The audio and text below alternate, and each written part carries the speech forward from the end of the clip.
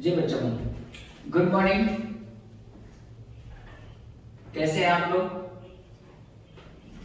जी, आज हम बात करते हैं एक नए टॉपिक के बारे में स्टडी करने चल रहे हैं जिसका नाम है इलेक्ट्रोस्टैटिक्स।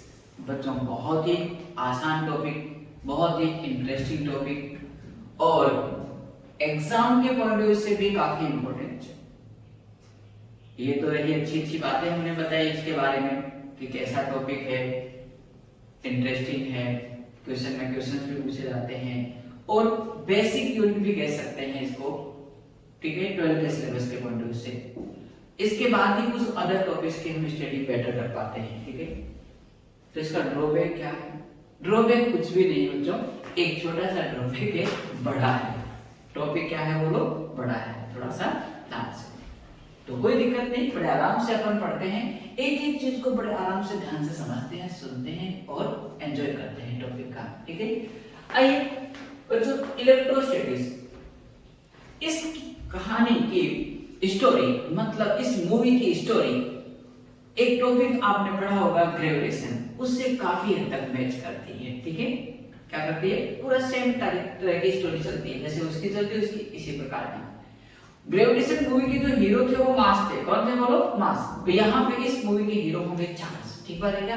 बस इस तरह से कहानी चलती रहेगी, आपको बहुत मजा आने वाला है, ठीक है। चलिए, इलेक्ट्रोस्टैटिक्स क्या होता है? It is the branch of physics, it is the branch of physics in which we can study about charge and its effect.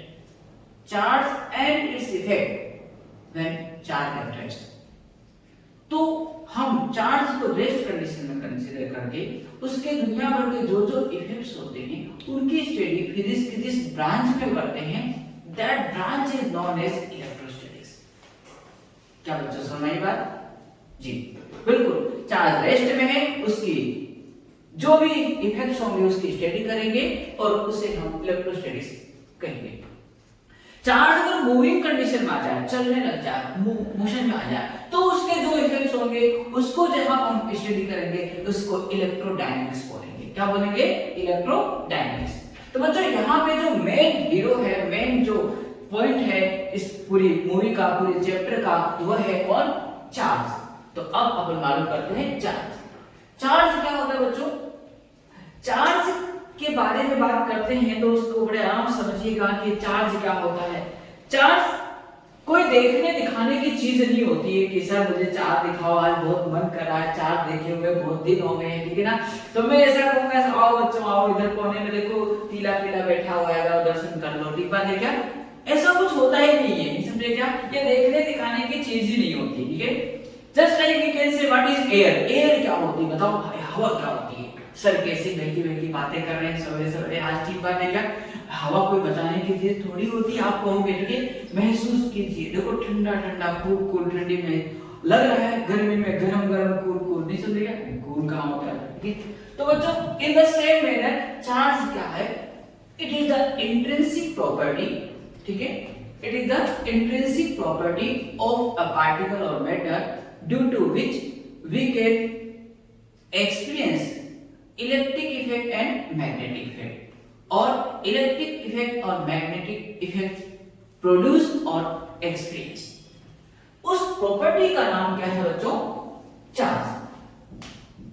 It is the intrinsic property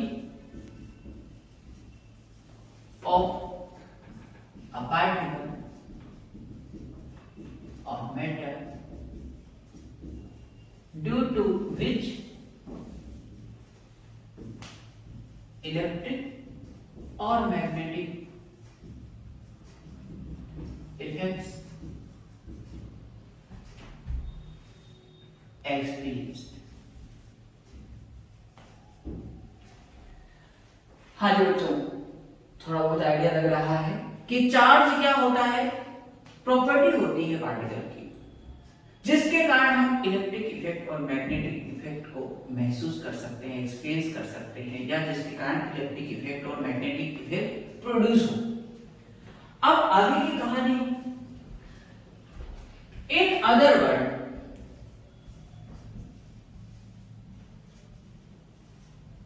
in other word वो क्या, दूसरे word में हम यूं कह सकते हैं बच्चों चार्ज कुछ नहीं होता। एक बात बताओ, चार्ज के बारे में, इलेक्ट्रॉन का चार्ज क्या होता है, negative. 1.6 into 10⁻⁻19 coulomb negative charge होता है, ठीक बात है क्या। तो अदर वर्ड हम कह सकते हैं चार्ज कुछ नहीं होता, किसी बॉडी पर एक्सेस ऑफ इलेक्ट्रॉन और डेफिशिएंसी ऑफ इलेक्ट्रॉन को बताता है, ठीक है। मतलब इट रिप्रेजेंट एक्सेस और deficiency of electron on a body with respect to its neutral configuration. अगर इलेक्ट्रॉन न्यूट्रल बॉडी में क्या होता है, न्यूट्रल बॉडी में क्या होगा, number of electron number of proton दोनों क्या होंगे, बराबर होंगे भैया, नहीं समझे क्या।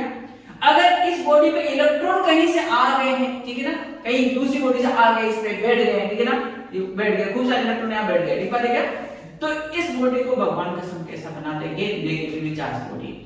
कैसा बना देंगे, नेगेटिवली चार्ज बॉडी, ठीक है। और जहां से वो इलेक्ट्रॉन आए हैं, जिस बॉडी को छोड़कर आए हैं, वहां पे क्या हो गई है, इलेक्ट्रॉन की कमी हो गई है, डेफिशिएंसी ऑफ इलेक्ट्रॉन हो गया है, तो वह बॉडी क्या बन जाती है, बोलो पॉजिटिव चार्ज बॉडी, ठीक है। तो यहाँ पे किसी बॉडी को पॉजिटिव चार्ज बॉडी बनना हो या नेगेटिव चार्ज बॉडी बनना है, ठीक है ना, वह सारी करतूत किसकी है, इलेक्ट्रॉन की है। इसमें प्रोटॉन का कोई दोष नहीं होता है। बात समझ गई क्या, अच्छे से ध्यान कर लीजिए। इलेक्ट्रॉन जिसके सिर पे बैठ गया उसको क्या बना देगा, बोलो नेगेटिव चार्ज बॉडी। जिसको छोड़ के आ गया, वहां पे गाना आया होगा, छोड़ आए वो गलियां, नहीं समझे क्या, पर उसको बॉडी क्या बन जाएगी, बोलो पॉजिटिव चार्ज बॉडी, ठीक है। तो ये कुछ नहीं बताता, एक्सेस ऑफ इलेक्ट्रॉन और डेफिशिएंसी ऑफ इलेक्ट्रॉन बताता है, ठीक है, और चार्ज बॉडी के लिए, ठीक है। So we can say in other word charge is nothing but it represent excess और deficiency of electron on a body with respect to WRT का form, with respect to its neutral configuration।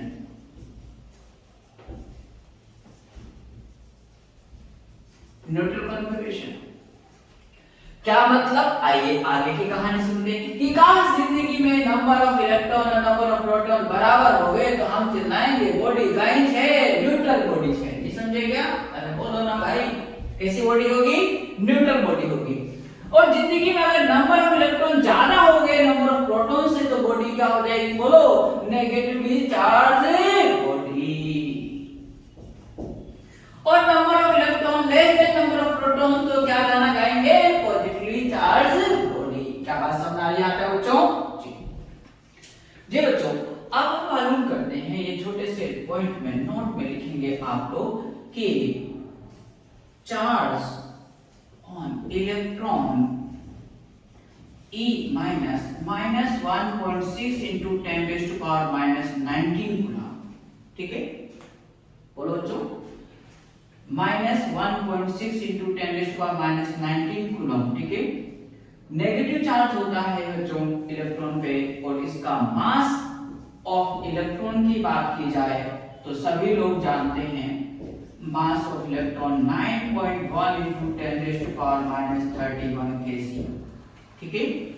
अब बच्चों अब ये कर रहे हैं हम, कुछ और पॉइंट कर रहे हैं, और पॉजिटिव चार्ज बॉडी की कहानी सुनते हैं, ठीक बात है क्या। कहानी घर घर की में सास भी कभी बहुत सुना है, आज हम कहानी सुना रहे हैं आपको पॉजिटिव चार्ज बॉडी, ठीक है। अब इसमें क्या होगा, आइए देखते हैं बड़े ध्यान से। ये पॉजिटिव चार्ज बॉडी है, इसका मतलब क्या हो गया, इलेक्ट्रॉन यहां से कहीं और चले गए हैं, यहां पे डेफिशिएंसी ऑफ इलेक्ट्रॉन हो गया, इलेक्ट्रॉन की कमी हो गई बच्चों। तो बच्चों मुझे बताइए व्हाट इफेक्ट ऑन इस मास, मास पर क्या प्रभाव पड़ेगा, बढ़ जाएगा, घट जाएगा, remains constant, increase decrease, remains constant, none of these, चारों में से कौन जवाब देगा, ठीक बात है क्या। सोचो आइडिया। जी हाँ, कुछ लोगों ने सही जवाब दिया कि मास क्या हो जाएगा, कम हो जाएगा, और कुछ लोग कह रहे हैं इसे वही रहेगा। आइए चर्चा करते हैं इस पे, सोचिए समझिए। मास कम हो जाएगा, ये करेक्ट आंसर है, लेकिन बहुत ज्यादा नहीं, स्लाइटली। ठीक बात है क्या? बहुत थोड़ा बहुत, जैसे मान लीजिए इस बॉडी से एक 100 इलेक्ट्रॉन चले गए कहीं और, तो वो बच्चों इलेक्ट्रॉन कहीं और गए तो अपना मास भी तो ले गए होंगे, मास छोड़ छोड़ गए यहाँ पे, तो मास इस बॉडी का क्या हो गया, स्लाइटली कम हो गया। ठीक है, हाँ ये जरूर है कि किलो 2 किलो क्विंटल खांड कम नहीं हो गया, नहीं समझे क्या? बहुत कम मात्रा में होता है, क्योंकि एक इलेक्ट्रॉन का मास कितना है, 10⁻31 केजी में होता है, बहुत कम होता है। तो लेकिन कुछ तो कम हुआ पक्का, तो यहाँ पे स्लाइटली मास क्या हो गया, डिक्रीज हो जाता है। What effect on volume? Volume पर क्या प्रभाव पड़ेगा बच्चों, सोचो जी बच्चों। वॉल्यूम इसका इंक्रीज हो जाएगा, क्या हो जाएगा, इंक्रीज हो जाएगा। क्यों? हम जानते हैं लाइक चार्ज बोलो रिपेल टू ईच अदर, एक दूसरे को रिपेल करेंगे तो वॉल्यूम स्लाइटली इंक्रीज हो जाएगा। यहाँ रीजन लिखेंगे ड्यू टू रिपल्सन। क्या बच्चों? Due to repulsion. डेंसिटी के बारे में क्या ख्याल है आपका, आइए देखते हैं आज तक। ठीक बात है क्या? डेंसिटी रो और डी दोनों ही सिंबल होते हैं बच्चों, मास अपॉन बोलो वॉल्यूम। ठीक बात है क्या? मास अपॉन वॉल्यूम। ठीक है, मास क्या हो गया, कम हो गया, देखो कम हो गया, डिक्रीज हो गया। वॉल्यूम क्या हो गया, बढ़ गया। अपन जानते हैं नीचे ज्यादा होता है, ज्यादा का थप्पड़ लगाते हैं तो रिजल्ट कम आता है, पता है क्या? ज्यादा से डिवाइड करोगे तो रिजल्ट क्या होता है, कम होता है। तो डेंसिटी कम हो गई है, वॉल्यूम बढ़ गया है, मास घट गया है। ये कहानी किसके पॉइंट ऑफ व्यू से, पॉजिटिव चार्ज बॉडी के लिए हमने बताई आपको। ठीक बात है बच्चों? चलिए अब अगला पॉइंट हम बता रहे हैं for negative charge body. For negative charge body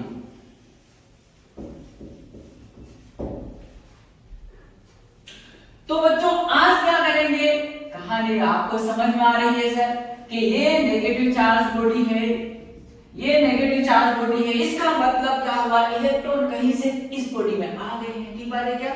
उसका मतलब क्या हुआ बच्चों, बताओ मास पर क्या प्रभाव पड़ेगा, बोलो। Yes, increase. क्यों? इलेक्ट्रॉन आए हैं यहाँ पे तो अपना मास भी तो लेकर आए होंगे, नहीं समझे क्या? तो मास क्या हो जाएगा, बढ़ जाएगा। ब्रैकेट में वही गाना लिखना है स्लाइडली। वॉल्यूम के बारे में क्या ख्याल है इस बार बच्चों, बोलो। यस, वॉल्यूम भी यहाँ इंक्रीज ही होगा। सेम कहानी, आज लाइक चार्ज नेगेटिव नेगेटिव है तो नेगेटिव नेगेटिव में आपस में रिपल्सन होगा, और रिपल्सन होगा तो वॉल्यूम स्लाइटली क्या होगा, बढ़ जाएगा ड्यू टू रिपल्सन। डेंसिटी के बारे में देखते हैं, क्या फर्क पड़ता है बच्चों, mass upon volume. Mass upon volume, mass यहाँ बढ़ गया, वॉल्यूम भी बढ़ गया, लेकिन ध्यान रखने की बात है बच्चों, वॉल्यूम ज्यादा बढ़ता है। एक्सपेरिमेंटली साइंटिस्ट लोगों ने प्रूव किया। ठीक बात है क्या, कि वॉल्यूम क्या होता है, ज्यादा बढ़ता है विद रिस्पेक्ट टू मास। तो नीचे का फैक्टर ज्यादा बढ़ गया है, ओवरऑल डेंसिटी कम हो गई है। ठीक है ना? अब हम आपको राज की बात बताते हैं बच्चों, चाहे नेगेटिव चार्ज बॉडी की कहानी हो, चाहे पॉजिटिव चार्ज बॉडी की कहानी हो, दो कॉमन फैक्टर हैं, वॉल्यूम दोनों में बढ़ता है, इंक्रीज होती है, डेंसिटी हमेशा घटती है, दोनों में कॉमन आ रहा है। मास में तो कोई गलत जवाब देता ही नहीं है बच्चों। ठीक बात है क्या? तो इस पॉइंट को ध्यान रखना। इसी इंफॉर्मेशन पे बेस्ड एक बार आपके एग्जाम में छोटा सा क्वेश्चन पूछा हुआ है। ठीक बात है क्या? वो क्या, पहले सुन लेते हैं, ठीक है, फिर देखते हैं। इफ ए सोप बबल, सुन लीजिए अच्छे से। इफ ए सोप बबल, साबुन का बुलबुला, ठीक है। If a soap bubble given positive charge, उसको पॉजिटिव चार्ज दे दिया हमने, ठीक है। Then what effects on its size, उसकी साइज पर क्या इफेक्ट पड़ेगा, ये क्वेश्चन था, ठीक है ना। तो आप ही बता दो क्या फर्क पड़ेगा। चार ऑप्शन है, increase, decreases, remains constant and none of this. हाँ जी, सबके आ गया होगा जवाब जी, बिल्कुल सही। स्लाइटली इंक्रीजेस, ठीक बात है क्या, वॉल्यूम क्या होगा, बढ़ेगा तो उसकी साइज भी क्या हो जाएगी, बढ़ेगी। एक जवाब और है, पॉजिटिव चार्ज देते सर चाहे नेगेटिव चार्ज दे दो साबुन के बुलबुले को, ठीक है, सोप बबल को, उसकी साइज क्या होगी, बोलो, इंक्रीज ही होगी। सहमत है क्या? जी हाँ। तो इसी क्वेश्चन को लिख लीजिएगा। If a soap bubble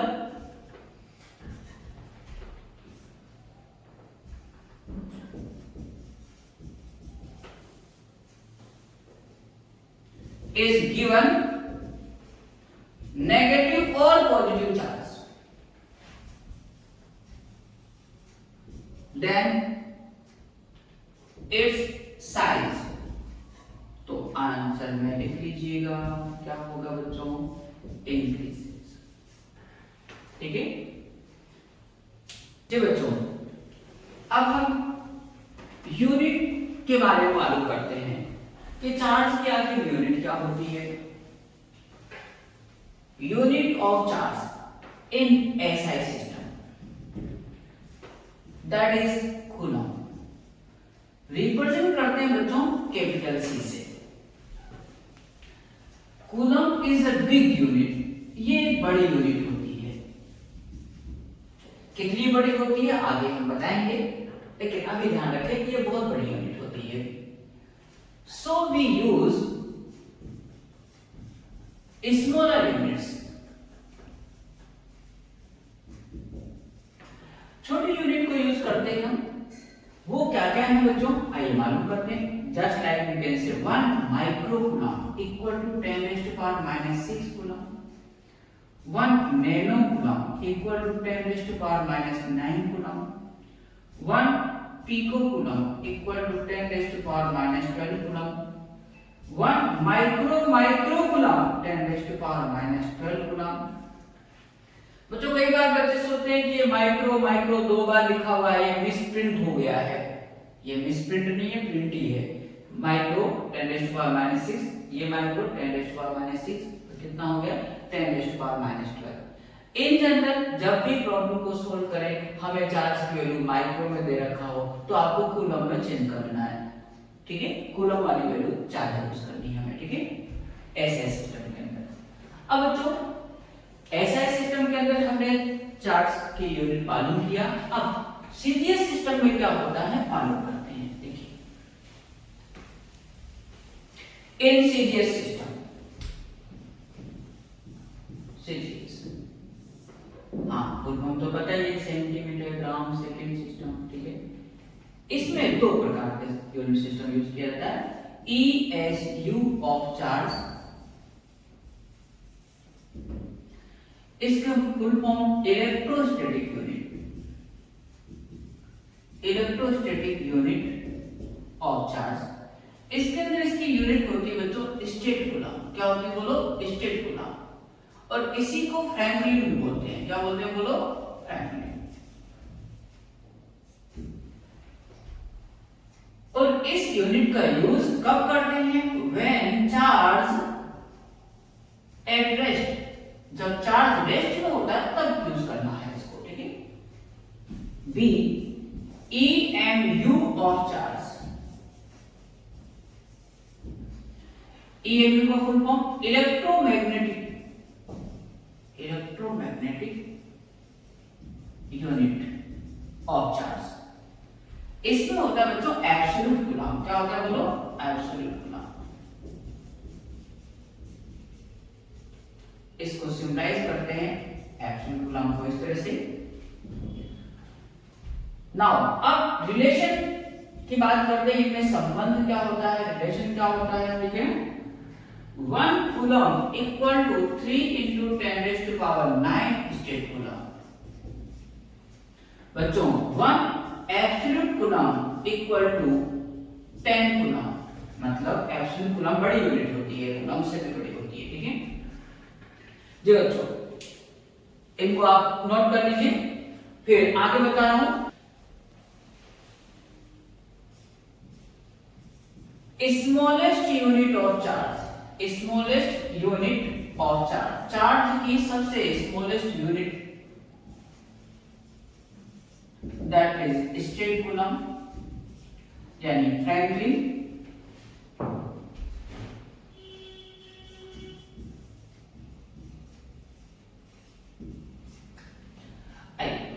next largest unit of charge is Faraday, and 1 Faraday equal to 96500 coulomb. बच्चों ऑर्डर इनका यूनिट का ऑर्डर जो है वो कैसे लिख सकते हैं हम, सबसे बड़ी कौन है, फिर कौन है, फिर उसके बाद में जो भी है। तो सबसे बड़ी कौन होती है बच्चों, फेराडे। फिर उसके बाद बोलो एब्सोल्यूट कूलम, फिर कौन, कूलम, और फिर लास्ट में सबसे छोटी स्टेट कूलम। ये यहां तक आप नोट करें। फिर अपन अगली इंफॉर्मेशन लेते हैं कि 1 फेराडे कितना होता है। 1 फेराडे चार्ज कितना होता है, आइए देखते हैं।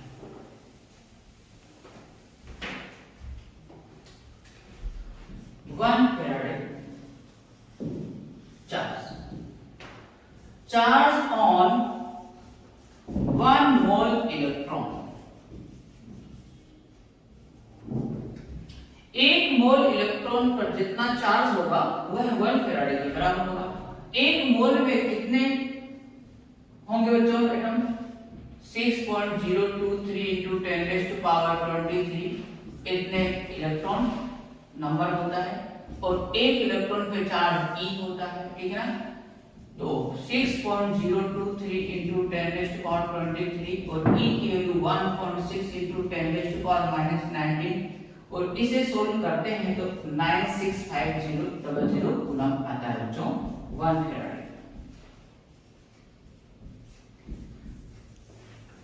तो आपको कोई ऐसा कह दे कि 1 मोल इलेक्ट्रॉन में कितना चार्ज रहना है, 1 फेराडे, 1 फेराडे। 10 मोल इलेक्ट्रॉन है तो कितना, 10 फेराडे, ठीक बात है क्या। 10 इंटू इससे मल्टीप्लाई कर देना तो कितना चार्ज आ जाएगा डायरेक्ट, ठीक बात है क्या। हाँ जी बच्चों, बात समझ आ रही है यहाँ तक, तो नोट कर लीजिए ये पॉइंट। नेक्स्ट पॉइंट लिखिए बच्चों, properties of charge.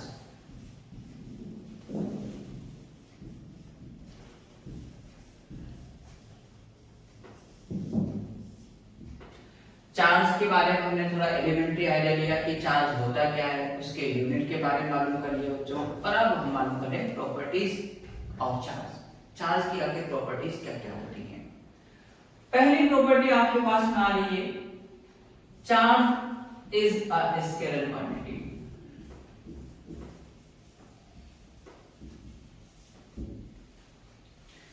Scalar quantity है, but it may be positive or negative. But it may be positive or negative. ये पॉजिटिव भी हो सकती है और नेगेटिव भी हो सकता है चार्ज, ठीक है ना। यहाँ नेगेटिव साइन होने का मतलब डायरेक्शन का मत सोच लेना कि डायरेक्शन बता रहा है, एक बार है क्या, जैसे वर्क डन भी पॉजिटिव नेगेटिव हो सकता है, स्केलर क्वांटिटी है। तो यहाँ चार्ज पॉजिटिव या नेगेटिव होने का मीनिंग लेना है, वह उसके नेचर ऑफ चार्ज पार्टिकल के बारे में बता रहा है, उसका नेचर कैसा है, ठीक है, उस चार्ज बॉडी का। नेक्स्ट इस डायमेंशनल फॉर्मूला,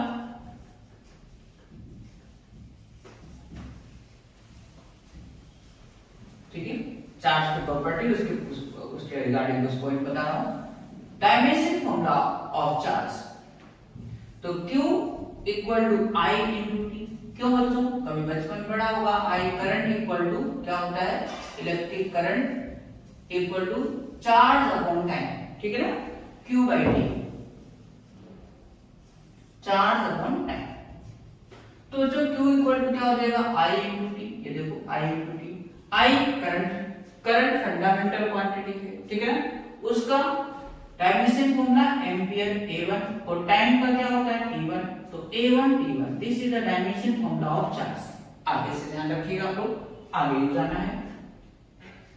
नेक्स्ट पॉइंट आ रहा है आपके लिए, चार्ज इज स्पीड इनवेरिएंट।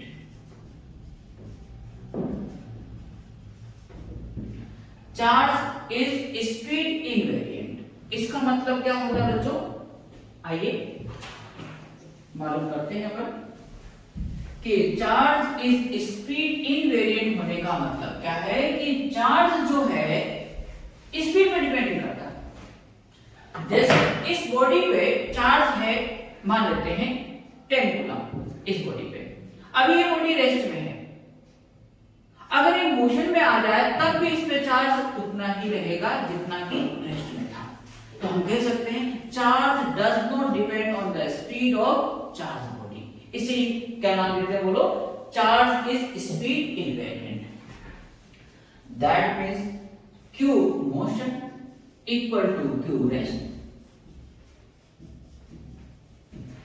जितना चार्ज रेस्ट में होगा उतना ही मोशन में होगा।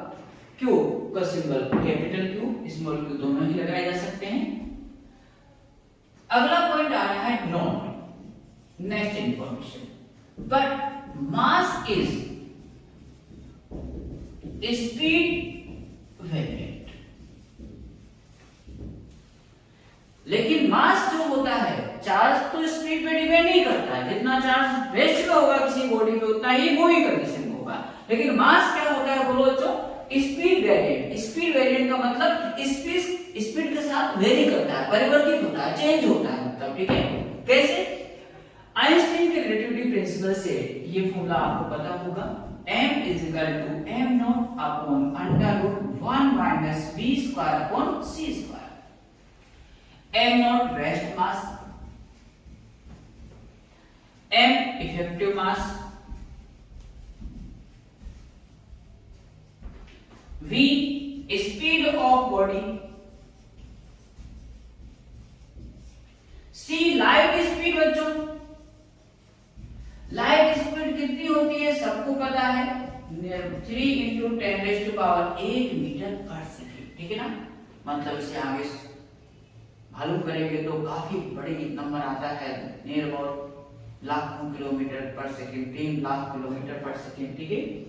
तो बच्चों यहाँ पे अगर कोई बॉडी ऐसी है जिसकी स्पीड लाइट के स्पीड में कंपेरेबल है तो ये कहानी जारी होगी। v अगर बढ़ता है तो उसका मास भी बढ़ता है। कैसे, आइए देखते हैं। इधर देखो, v देखो, v बढ़ गया, ये वाला फैक्टर बढ़ गया, v स्पीड बढ़ गई तो उसका स्क्वायर भी बढ़ गया। इसमें से ज्यादा नंबर माइनस करूंगा तो ये रिजल्ट क्या आएगा बोलो, कम आ जाएगा, ये कम आएगा। कम पर डिवाइड करूंगा तो ये क्या आएगा, ज्यादा आएगा। नहीं समझे क्या? जब अपन जानते हैं कम नंबर से डिवाइड करते हैं तो रिजल्ट ज्यादा आता है, ज्यादा से डिवाइड करते हैं रिजल्ट कम आता है। वापस देखो, 1 माइनस ये v की वैल्यू बढ़ गया, v बढ़ गया, ये बढ़ गया तो इसमें से ज्यादा माइनस करूंगा तो रिजल्ट कम हो जाएगा, कम से डिवाइड करूंगा तो ये ज्यादा हो जाएगा, ठीक है ना। तो m बढ़ेगा अगर स्पीड बढ़ती है। लेकिन ये एप्लीकेबल सब जगह नहीं है कि सर आपने बोल दिया कि स्पीड बढ़ती है तो मास भी बढ़ता है, तो हमारी कार का, हमारी ट्रेन का भी मास बढ़ रहा होगा, नहीं समझे क्या? नहीं, ये उन्हीं बॉडीज के लिए लागू है जिनकी स्पीड लाइट स्पीड के रेस्पेक्ट में कंपेरेबल हो, मतलब लाखों किलोमीटर पर सेकंड की रेंज में हो, उन्हीं के लिए एप्लीकेबल है। नॉर्मल लाइफ में ये नहीं होगा, ठीक है बच्चों, नोट करिए। नेक्स्ट प्रॉपर्टी की बात करते हैं बच्चों। आइए पहले देखिए, ये मेरे पास बॉडी है, इस पे अभी बताया था 10 कूलम चार्ज है। लेट एज्यूम करते हैं कितना है बोलो, 10 कूलम ये बॉडी पे। अब बॉडी कुछ भी नहीं, चार्ज आएगा क्या यहाँ पे? नहीं ना, बिल्कुल सही। तो हम कह सकते हैं charge does not exist without mass. Charge does not exist without mass. मास के बिना चार्ज संभव नहीं होगा, ठीक है। लेकिन मास तो हो सकता है ना, मास बिना चार्ज के हो सकता है, ये मास है, इस पे चार्ज नहीं है मान लो, तो कैसी बॉडी होगी, न्यूट्रल बॉडी हो जाएगी। तो मास तो हो सकता है बिना चार्ज का, लेकिन बोलो चार्ज बिना मास के नहीं हो सकता। तो यहां पे हम लिखेंगे charge does not exist without mass, but mass may be exist without charge. That is neutral body.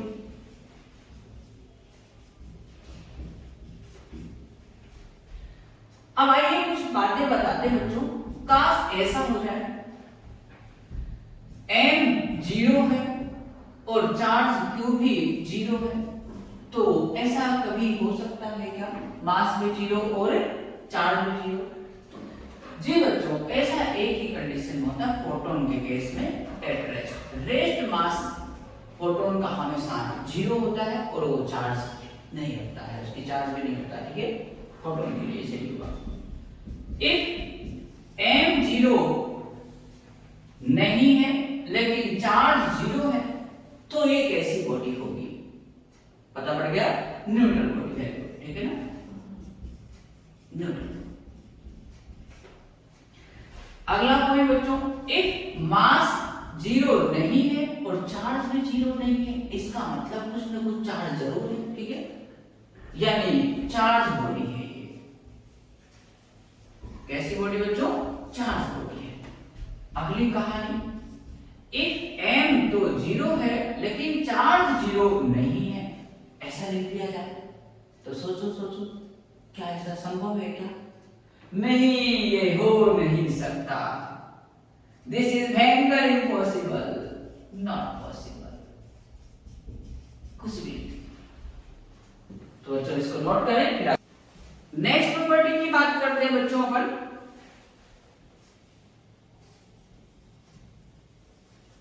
Charge is quantized.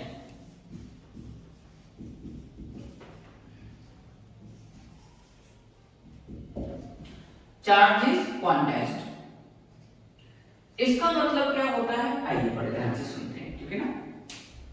ये क्वांटाइज्ड वाले पॉइंट को अच्छे से सुनिएगा, यहां थोड़ा समझने का है, फिर और इसको आगे दिखाते हैं। What is quantum? अब क्वांटम को समझने के लिए ऐसे आइए,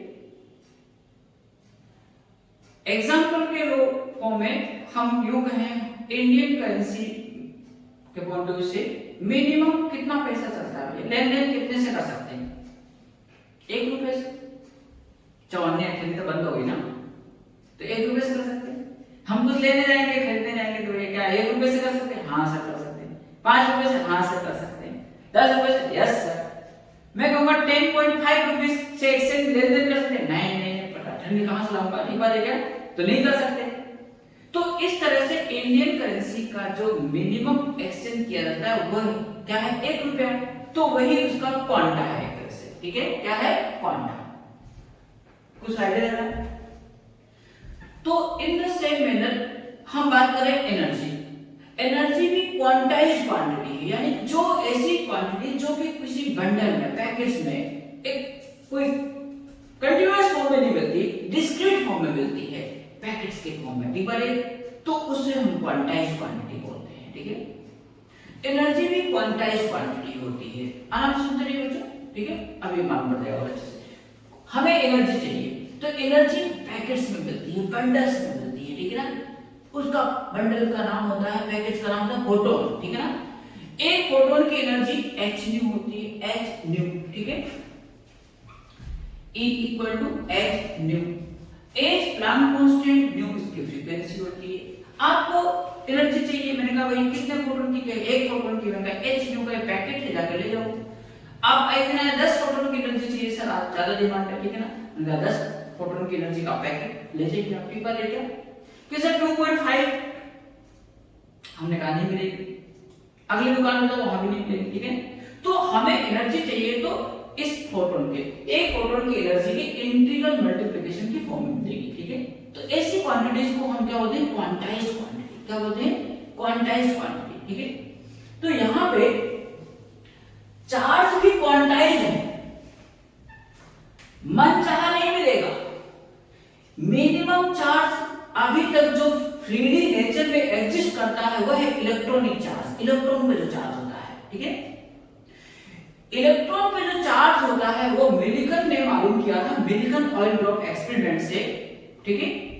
मिलिकन ऑयल ड्रॉप एक्सपेरिमेंट से उन्होंने इलेक्ट्रॉन पे चार्ज की वैल्यू इन्वेंट की थी, और मेथड था HCF मेथड, हाई, बोलो HCF, हाईएस्ट कॉमन फैक्टर, ठीक है ना।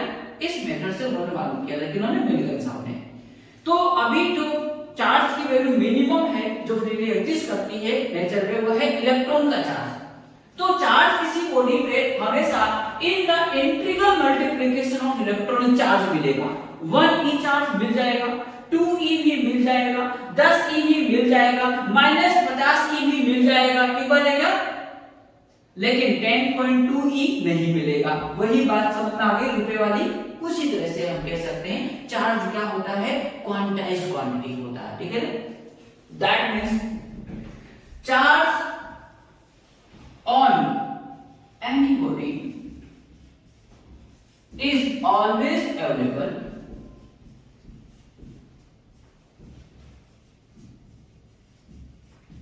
in the integral multiplication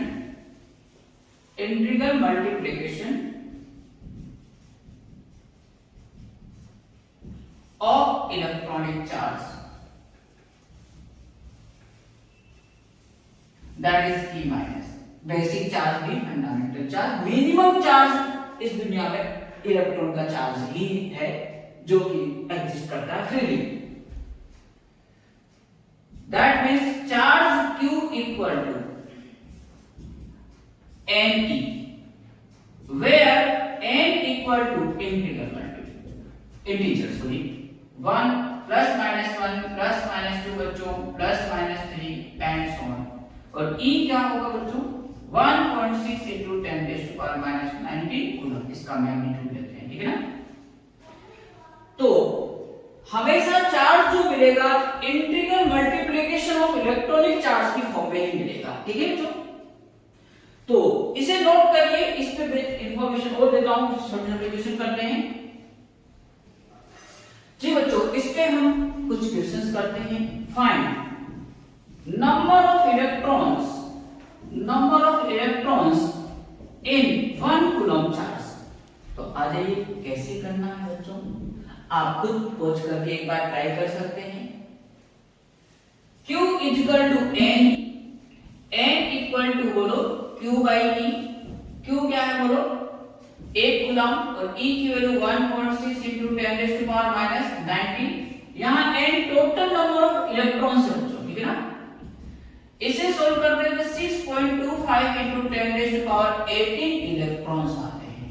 जरा सोचो, ठीक है ना, कि 1 कूलम चार्ज होता है तो वह चार्ज इतने इलेक्ट्रॉनों के चार्ज के बराबर होता है। हमने कहा था ना ये बहुत बड़ी यूनिट होती है, कौन, कूलम, ठीक है।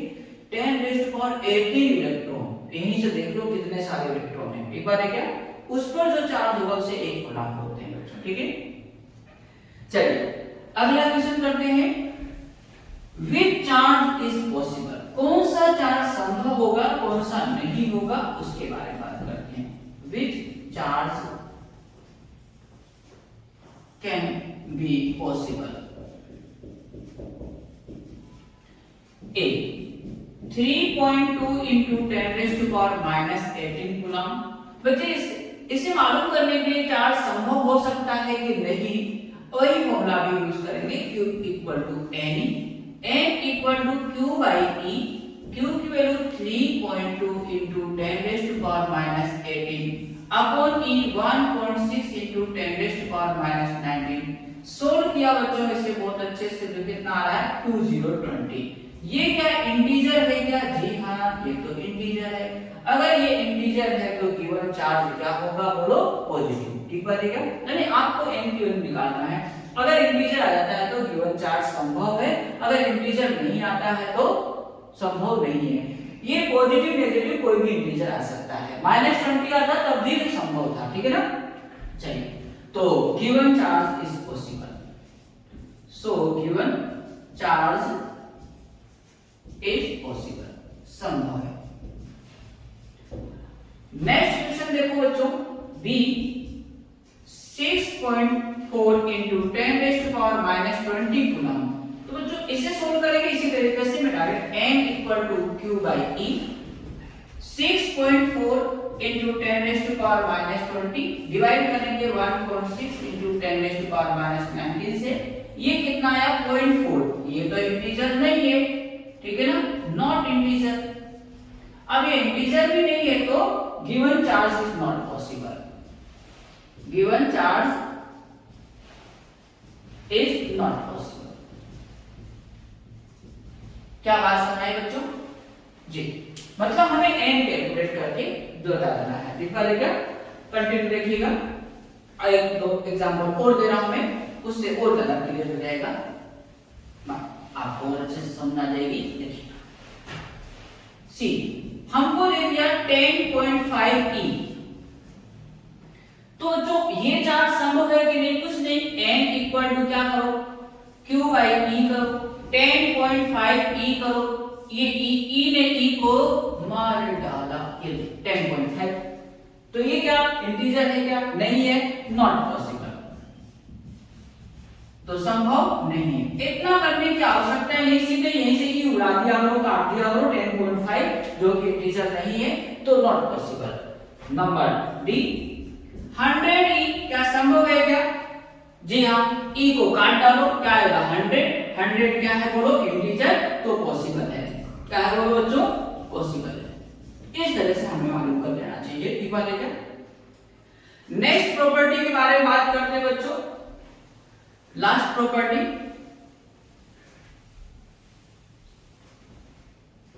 any isolated system total charge remains constant, remains conserved. This is known as conservation law of charge. For any isolated system total charge remains constant or conserved. Charge neither be created nor be destroyed. Total charge में कोई परिवर्तन नहीं होगा। किसी भी reaction, जितने भी nuclear reactions होती हैं बच्चों, रिएक्शन से पहले जितना चार्ज होगा उतना ही बाद में होगा। ठीक बात है क्या जी? जैसे हम कॉम की बात करते हैं, जब बालों पे अगले लेक्चर में पढ़ेंगे कि बालों को रब करते हैं, तो पहले कॉम क्या था? न्यूट्रल, कोई चार्ज नहीं, बालों में भी कोई चार्ज नहीं, फिर रब करते हैं तो equal and opposite charge create होता है। ठीक है ना? दोनों पे बराबर मैग्नीट्यूड में और अपोजिट नेचर में चार्ज डेवलप होता है। ठीक है? तो उनका सम करेंगे तो भी जीरो ही आएगा। ठीक है? तो पहले टोटल चार्ज किसी भी रिएक्शन के पहले और बाद में हमेशा बराबर रहते हैं। ठीक है? तो this is known as conservation law of charge. बच्चों आज यहीं तक, अगले लेक्चर में हम करेंगे कुछ और नई बातें। ठीक है? तब तक के लिए थैंक यू, मिलते हैं अगली